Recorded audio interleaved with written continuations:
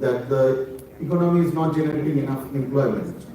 And on the other hand, we have also have sufficient amount of data to show that essentially over the last 2-3 decades, there has been a huge increase in inequality in India to the extent that the current state of inequality in India surpasses what it was during the British period. That is why Chancellor Piketty has that famous paper called India's Income Inequality from British Raj to Billionaire Raj. Now, there are essentially two ways of looking at these three stylized facts of the Indian economy. One is to analyze the issue of growth in details. The other is to obviously analyze the issue of employment and then inequality. However, what I propose to do is basically to argue through data and arguments. We can obviously build mathematical models around it to essentially argue that these three aspects of the economy in terms of the growth, employment and increasing inequality are not separate manifestations of separate processes. Rather, these three constitute a particular conjuncture of the Indian economy, where these three actually constitute the whole of Indian economy, in the sense that these three are not disjoint, rather they constitute a particular process in the Indian economy where the increasing growth, increasing inequality and not so much increasing employment are essentially part of the same process. That, in short, is my argument. Now, if we just look at some data, this is basically the GDP growth rates in India divided into various periods on the basis of looking at the structural break in the trend line of the growth. And we find that basically from 1984-85 to 2004-5 and then from 2005-6 to 22-23, we have pretty high levels of growth, 5.5% in the first period from mid-1980s to 2000s, and then from 2005-6 to 2020-23, 5.9, notwithstanding the fact that there was the global financial crisis in 2008 and the COVID lockdown in 2020. Now, so this is irrefutable. There are debates, obviously, that maybe the Indian economy is not growing as fast as it looks. But notwithstanding those debates, I think it is irrefutable that there has been an increase in growth in the Indian economy. Now, this is basically the income inequality in India, and that the red line is the income going to the top 1% of India. And we find that from around mid-1980s, not mid-1980s, the actual point is 82, 83, there has been a significant increase in income inequality as captured by the income going to the top 1%. This is the red line in the figure. And the blue line is the income going to the bottom 50%. And obviously, because the total adds up to 100, so if the top 1% is going up, the bottom 50% is going down. I did not include previous, I have included previous periods. You can find that right now, the income inequality is actually highest. It is more even than the British period. This is the extreme inequality, share of top 1%, both in terms of wealth and income. Again, a very high income inequality that we can see in India. Both these data are from Piketty and Chancellor's paper.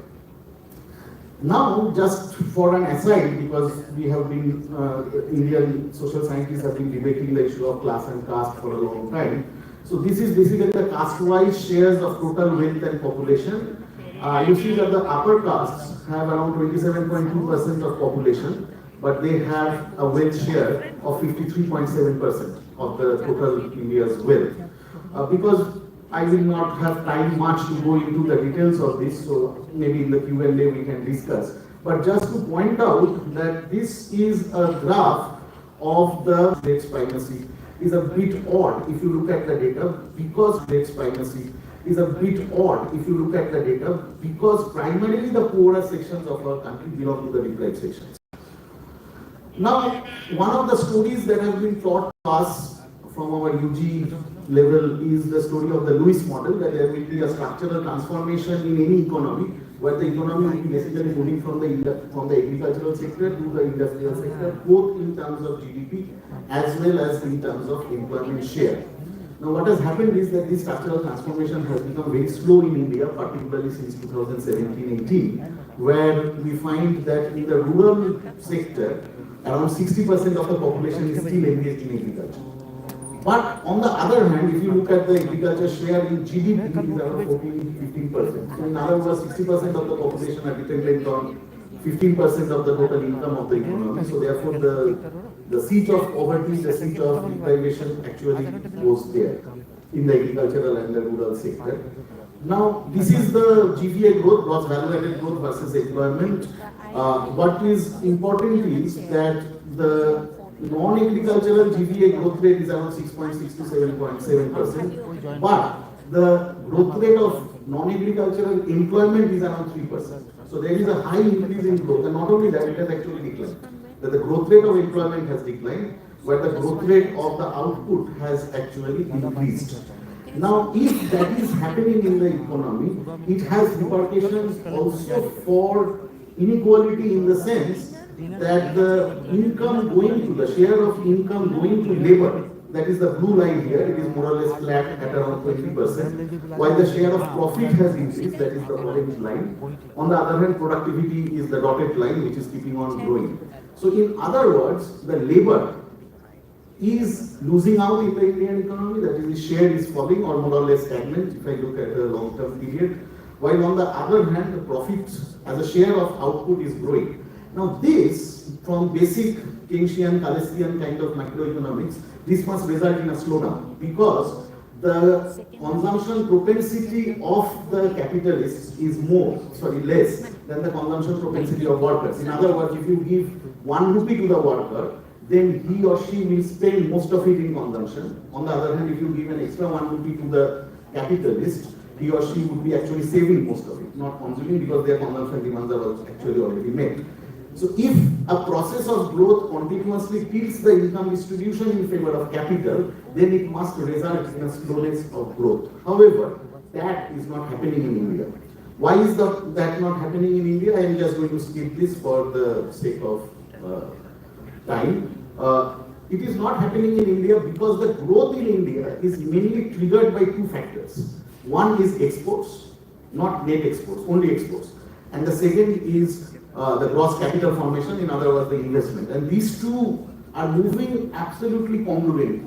You can see that these are basically the same graphs in scale, in the sense that whenever exports are rising, your investments are rising, and in rising investment, growth rises. However, when you are trying to get into the export market, India is the only country other than China among the developing countries which has managed to increase its export share as a share of world exports. China is actually the success story. It has kind of zoomed past any other country in the entire history of capitalism. However, India is a distant second, but nonetheless it is second. I am talking about the last 30 years or so. So therefore, if you want to break into the export markets, given the production structure of India, and also the fact that the export sector, if you have to increase the export in the world market, you have to actually go for technological innovations, increase in the quality of your product, go into markets which are actually dominated by other big players in the market, because ultimately the total export adds up to 100 as a share. So therefore, what you need is a regime where the export share is rising, but the wage share is actually falling. So that is what we are witnessing. The red line is actually the export growth, the red line is the wage share, which we just saw. And the black line is actually the export growth. So that when the export growth is rising, during the rising part of the story, in around 2007, what is happening is that the wage share is falling. And when the export is falling, then what is happening is that the wage share is rising. And then again, as the export share is rising at the very end of the diagram, you find that the wage share tends to fall. So in other words, we are breaking into the world market in terms of exports via a squeeze of wage share. And we are trying to actually, not in terms of policy design is a complicated issue which I will not be able to go into, but essentially the growth process is such that if you want to break into the export market, and that is your main stimulus of growth, then essentially you have to depress your wages. So low level of wages resulting in higher exports, and secondly, the technological innovations that you do in order to break into the export market at the world level are essentially labor saving in nature. Now the last slide, and we'll close, is this, that what we did was, this is a joint work with my PhD scholar, what we did was we categorized the different industries into export oriented, import oriented, and not so trade dependent sectors on the basis of their export share as a percentage of their NVA, and we tried to map that. The red line is the wage share in the export oriented industries. The export oriented industries are those industries which have an export share of higher than the national average. And this is mainly manufacturing sector, we have not considered the services sector. So what you find is that essentially the wage share in the export oriented industries have declined the most, whereas the other shares, export shares, other wage shares have not declined that much.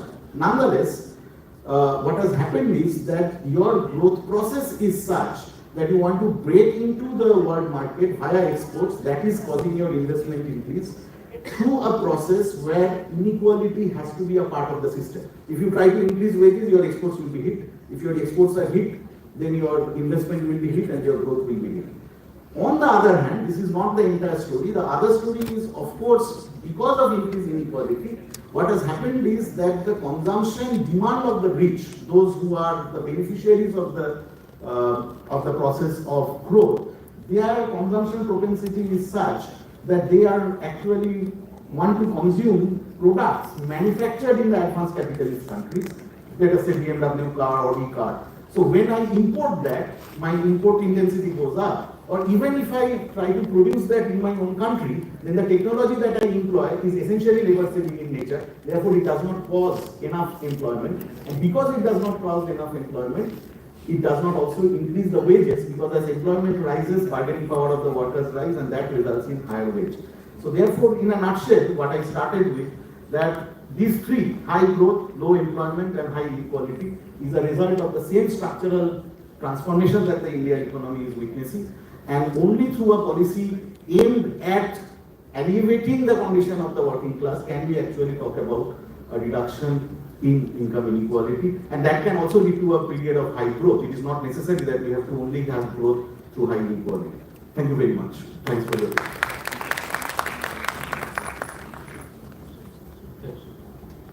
Thank you very much, Professor Chaudhary. Thank you for ending it right on time. And we will continue with our next presentation. Please keep your questions ready, and we'll ask